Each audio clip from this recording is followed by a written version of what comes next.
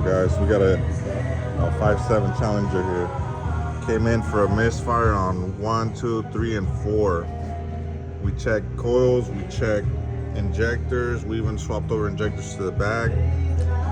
Codes remained on the same cylinder, so said, okay, tear down time. Let's see what we see under these valve covers. Look what we got here. Broken valve spring.